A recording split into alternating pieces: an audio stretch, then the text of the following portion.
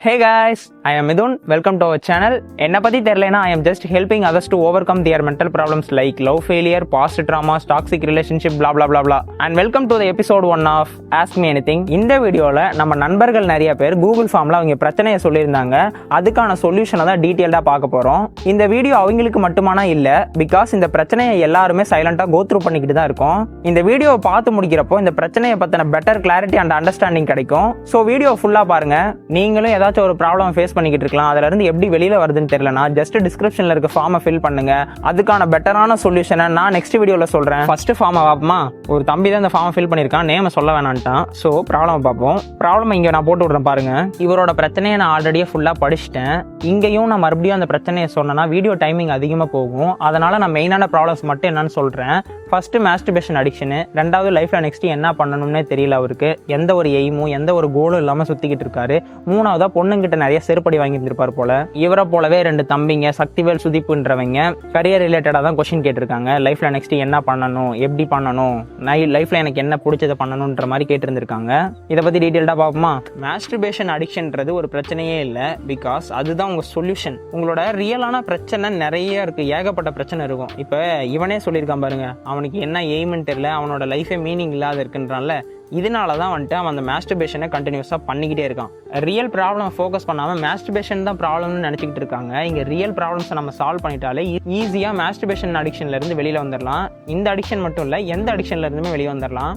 Real problems என்னவா இருக்குன்னா, நீ தனியாக இருக்கிறதா இருக்கலாம், இல்லை கரியரில் என்ன பண்ணுறதுன்னு தெரியாமல் இருக்கலாம், இல்லை யாராவது உங்களுக்கு துரோகம் பண்ணியிருக்கலாம், இல்லை லவ் ஃபெயிலியர் ஃபேஸில் நீ இருக்கலாம். இந்த மாதிரியான விஷயம்லாம் தான் ரியலான ப்ராப்ளமே. இதில் இருந்து தப்பிக்கிறதுக்கு தான் இந்த பானு, மாஸ்டர்பேஷனு, தண்ணி, சிகரெட்டு. உண்மையை சொல்ல போனால் இந்த மாதிரியான விஷயம்லாம் நமக்கு ஷார்ட் டைம்லயே ரிவார்டு கொடுக்கறதுனால நம்ம இதுக்கு அடிக்ட் ஆக ஸ்டார்ட் பண்ணிடுறோம். நானுமே உன்னை விட மோசமா முன்னாடி இருந்தவன் தான், பிகாஸ் எனக்குமே லைஃபோட பர்பஸ் என்னன்னு தெரியல. ஒன்ஸ் நான் என்னோட பர்பஸ் ஐடென்டிஃபை பண்ணதுக்கு அப்புறம் தான் இந்த அடிக்ஷன்ல இருந்தெல்லாம் வெளியில வர ஸ்டார்ட் பண்ணேன். சிம்பிளா சொல்லணும்னா, நீ எந்த ஒரு அடிக்ஷன்ல இருந்து வெளியில வரணும்னால அந்த ஹேபிட்ஸை விடணும்ன்ற அவசியமே இல்லை. அதுக்கு பின்னாடி ஒரு ரியல் ப்ராப்ளம் இருக்கும். அந்த ப்ராப்ளம்ல இருந்து தப்பிக்கிறதுக்கு தான் நீ இந்த மாதிரி அடிக்ஷனுக்குள்ளேயே போற. அந்த ரியல் ப்ராப்ளம்ஸை சால்வ் பண்ணிட்டாலே ஈஸியா அடிக்ஷன்ல இருந்து வெளியே வந்துடலாம். இந்த இயர்லி 20s தான் பொண்ணு பையனை பார்த்தாலோ இல்லை பையன் பொண்ணை பார்த்தாலோ அட்ராக்ட் ஆகிறது, இன்ட்ரெஸ்ட் வருதெல்லாம். Because it's a human nature. இதை நம்மளால மாற்றவே முடியாது. நான் என்னன்னா, இதை தாண்டி நமக்கு சேஸ் பண்றதுக்கு நிறைய விஷயம் இருக்கு. ஜஸ்ட் உங்க கோல்ல மட்டும் ஃபோக்கஸ்டா இருங்க, அதை நோக்கி நீங்க ஓடிக்கிட்டே இருங்க.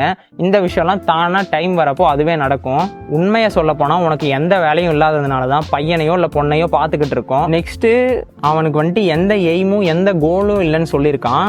லிட்டரலா அதே ஸ்டேஜில் தான் நானும் இருந்தேன். எனக்கும் எந்த எய்மும் இல்லை, எந்த கோலும் இல்லை. உண்மையாலுமே இந்த கோல், இந்த எய்ம்லாம் இருக்கான்ட்டு கூட எனக்கு நம்பிக்கையே இல்லை. ஒரு இடத்துல மாறிக்கிட்டே இருக்கும்னு தான் நினச்சிக்கிட்டு இருந்தேன். பட் நான் இந்த விஷயத்த பண்ணப்போ தான் எனக்கு எந்த விஷயம் பிடிக்கும் அப்படின்றதையே நான் தெரிஞ்சுக்கிட்டேன்.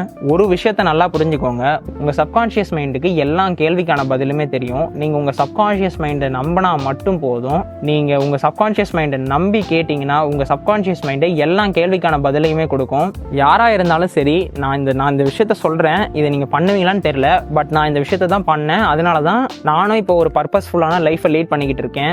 ஜஸ்ட்டு காலையில் எழறதுக்கு முன்னாடி அந்த பெட்டில் படுத்துருப்பீங்க பாரு, பெட்டில் படுத்திருந்து வேக்கப் ஆவீங்களா, அந்த ஸ்டேஜ்லையும் நைட்டு தூங்க போகிறதுக்கு முன்னாடியும் ஜஸ்ட் இந்த ஒரு விஷயத்த மட்டும் நீங்கள் சொல்லிக்கிட்டே இருங்க. உங்ககிட்ட மட்டும் சொல்லுங்கள், என்னோட சப்கான்ஷியஸ் மைண்டுக்கு நான் எந்த பாத்தில் போகணுன்றது நல்லாவே தெரியும், நான் என்னோட சப்கான்ஷியஸ் மைண்டை முழுசாக நம்புறேன்.